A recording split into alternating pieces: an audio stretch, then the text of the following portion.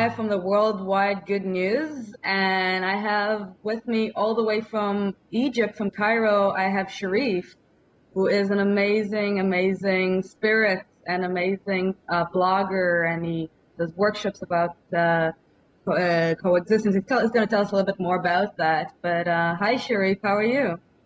Hi, Maya. How are you? Good. I'm fine. Yes, so tell us, first I read your blog and it's about coexistence and about the possibility of coexistence. Can you tell me a little bit more about that? Well, in the blog, actually, I handle lots of ideas. Mm-hmm. One of them is actually about coexistence, but before that, I talk about the essential thing that everybody should have, which is freedom. Yeah. So if we don't have freedom for choice, then we cannot choose anything we do in life. And freedom actually goes hand in hand with awareness. So once you are aware of the things you're doing in life, once you are aware that differences is part of life, then you kind of try to little bit understand other people and know they exist. You don't really have to agree with them. You just have to know that they exist and they have the same rights. So, and I'll only focus on the great figures of the world: Mother Teresa, Martin Luther King, Gandhi. Those people actually have changed the idea about religion and about that your life is who you are. Yeah. It's not about what you say; it's about what you do in life, and whether this change is going to be positive on other people or not. And I mean, Mother Teresa actually handled the most stressful problem in the world: poverty. Which is Yeah. actually, you cannot just give speeches about love and friendship, and people are hungry. Yeah.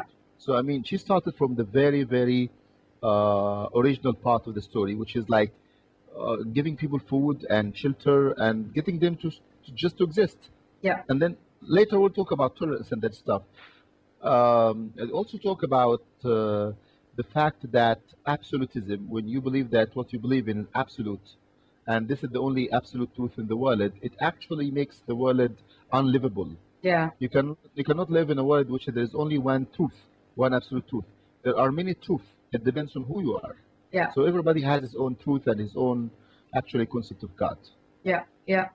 No, that's very true. And, reminding a lot of the viewers, some of them are for Europe, most of them are for the US, and talking a little bit about Maslow's pyramid of needs. You can't be in the conversation of, coexistence and all that if you can't eat, if you haven't had your slice of bread and your water during the day. So that's actually really a great concept, and really being the change you want to see in the world. So if we want to be a change of peace, we want to see that everybody's eating and getting education and getting their rights met before we can even have that conversation. So that I completely agree with you.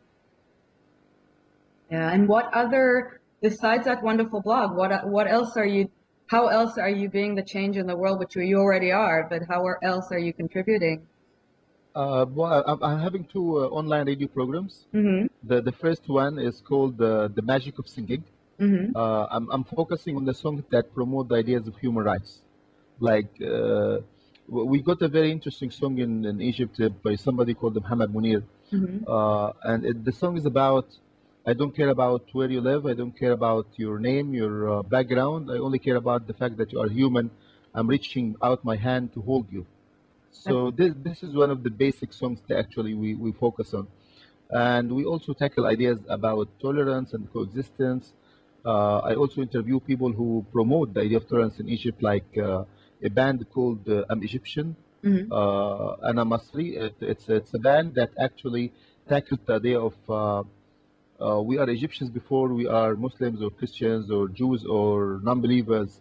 So what you believe in, it doesn't matter. What really matters that you live in this country, so it's your country. Yeah. You have the same rights and everything. So I really encourage those figures that try to change the concepts of narrow-mindedness, and if I believe in something, it's the only possible thing in the world. So Yeah. it's a kind of, it makes me happy. I mean, like when I'm doing this, I feel happy. That's, The second program called The Bridge, yeah. and it's about getting people from different cultures and tell us about how they see Egypt and how Egyptians see them. So I interview people from all over the world, actually. I interview people from the Netherlands, from Denmark, and from Egypt as well, and from Lebanon, and from the States, and from Mexico. and they just tell us about the experiences all over the world. Usually, those people who come to the program, usually they have been around the world, so Yeah. they've seen lots of things, so they can actually give us their own insights about the Yeah. experiences and the places they have been to. So That's, that's almost the two things I'm doing actually, as well as the blog. that is a lot. That is great because that is exactly what I'm trying to bring here. Conversations with people from around the world and how, even though we have different stories, different backgrounds, different opinions, we're basically the same. The basic is the same, and it's really great to hear that other people are doing very similar work, but in Yeah, different ways. like when people fall in love. I Yeah, mean, it's the same thing all over the world, whether your yeah, background is Christian, Muslim, the Jew, or whatever the background is. When you fall in love, you fall in love. exactly, exactly. No, that is definitely wonderful. Any other things you wanted to add? This channel is Worldwide Good News, and my part about it is really bringing these optimistic stories, especially from the Middle East, but from all over the world. And any message you want to send beyond just the message you just gave us of love, but any other Why? message? There's a quote I really like a lot, and they always quote it whenever I have an interview or anything. Yeah. The quote is by somebody who's called Herb Cohen, Hmm. the negotiator of Jimmy Carter, actually. He got a book called You Can Negotiate Anything. He's got a fantastic quote in the book. He says, "You and I don't see things as they are, we see things as we are," Yes. which is very much true, that the way you see things makes it what is absolute to you, but the way other people see it is completely relative. So once we get this fact, we'll be able to actually understand differences and appreciate differences as well. Yes. Yes. That's something I really love. Yeah. And I also like one of the books that really has had a great impact on me, the book of Gibran Khail Gibran, The Prophet. I love that book. My favorite book. Yeah, Yes. in which he defines love as the thing that calls us, and we have to follow love. Yes. And he defines work as something we love. He actually talked about almost everything in life, and if you read the book, you feel that you're inspired, and anybody can contact God in a way that suits him or Yeah. her. And anything else you would want to share with us before we leave today? But there's a quote by Oscar Wilde. He says, "The real thing is to live. Most Mhm. people just exist. That's all."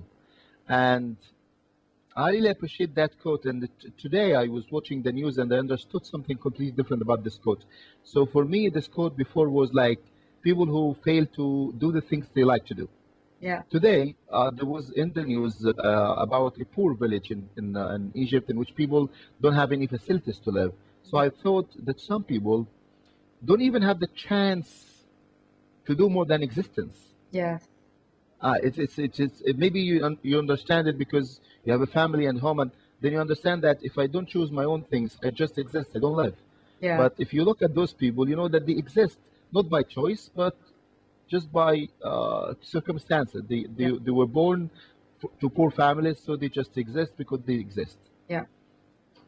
Hopefully someday things will change. Yes. One last thing I'd like to share before we leave. It's something about my grandma. Okay. My grandma was not that talking type. I mean, she was not talking much. Yeah. Also, my mom was like that. But then my grandma had a maid, Yeah. the one that was helping us in the house. And this maid was very poor. But what I really remember about that whenever she finished helping in the house and we set the table for dinner time, she always invited her and she ate with us. Mm-hmm. I mean, that thing actually, my grandma was not a communist. Yeah. But I mean, she taught me how things should go in life. I mean, she's just helping the house, but she's part of the world. I mean, we can eat together. Yes. Yes. No, I love that. That's really beautiful. Thank you so much, Sherif. Thank you, Maya, for having me in the program. Thank you. And we'll have you again because this is, Yeah. the more Hopefully, important. we'll meet sometime face to face. Yes, I'm coming to Egypt next year, so we'll meet face to Okay. face. We'll definitely meet. Yeah. You're most welcome. Yeah. So thank you, Sherif. This was Maya from the Worldwide Good News.